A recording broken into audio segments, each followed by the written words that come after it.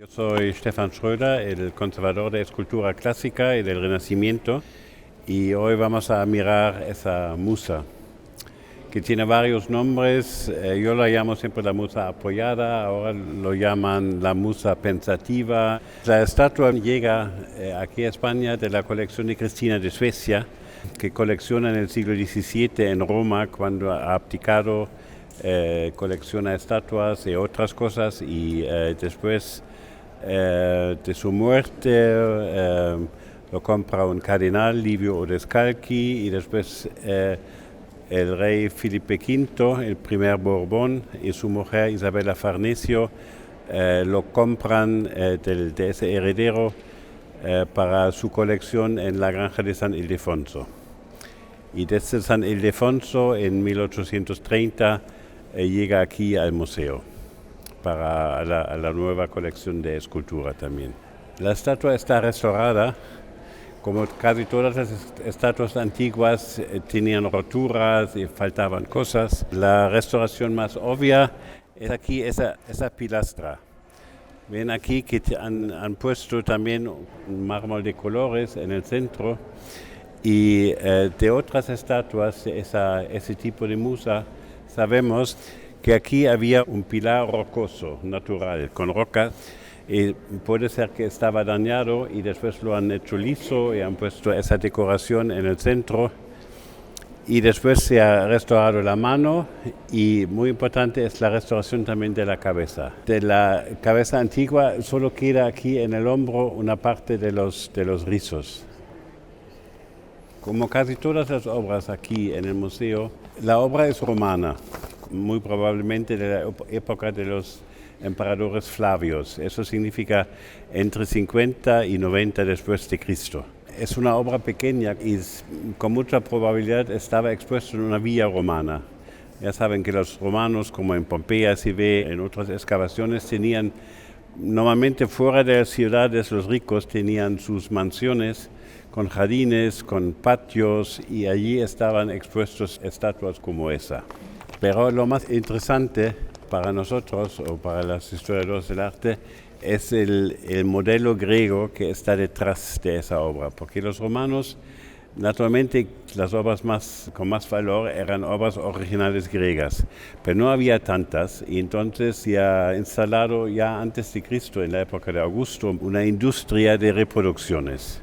Y han hecho reproducciones muy buenas de mármol y también de bronce a veces, y así como hoy día se puede encargar un Tiziano aquí en el museo de un pintor, ellos también encargaban estatuas, y hoy día los originales casi todos están perdidos. A pesar de eso, son muy buenas. Yo siempre digo que no son copias, como muchas veces se dice, sino son versiones de una obra maestra.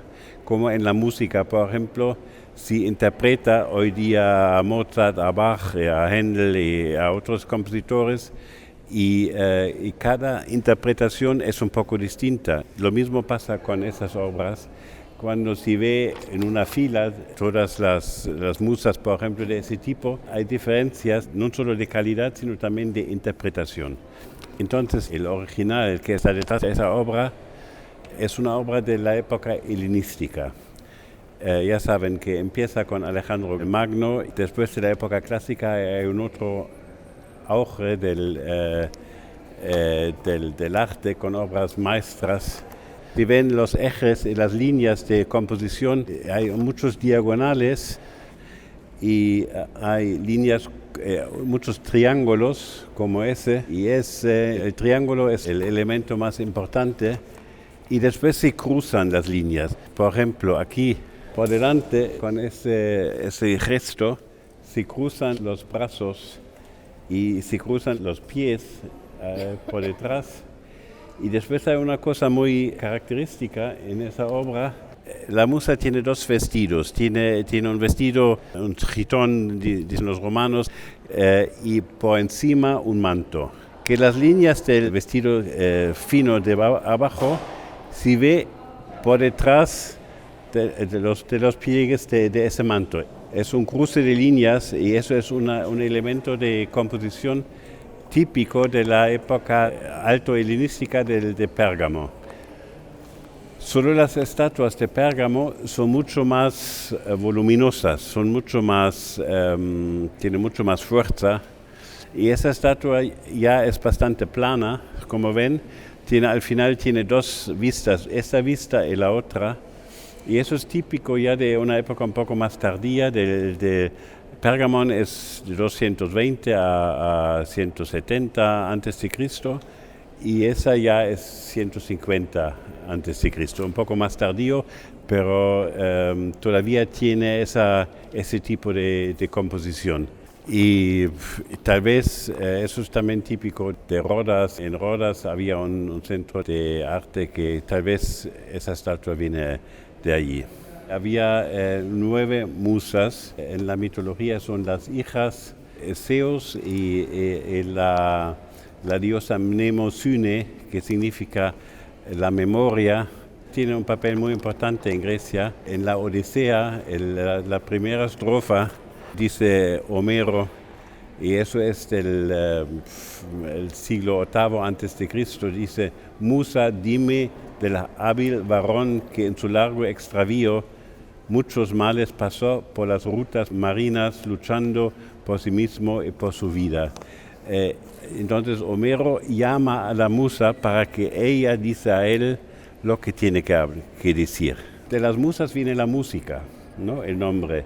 Y viene también el museo. Saben que en Alejandría había la biblioteca más grande de esa época, del siglo III, II y I antes de Cristo, de la época helenística. Y al lado de la biblioteca había un santuario a las musas. Y eso se llamaba Museion.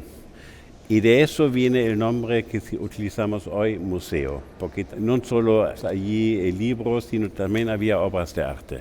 Por las musas, los hombres reciben la sabiduría de los dioses, y por eso en Grecia todavía Platón escribe que sin la inspiración divina no se puede hacer nada. Los poetas y los músicos y todos necesitan esa inspiración, porque los valores de verdad vienen de arriba, que no se puede encontrar en la tierra.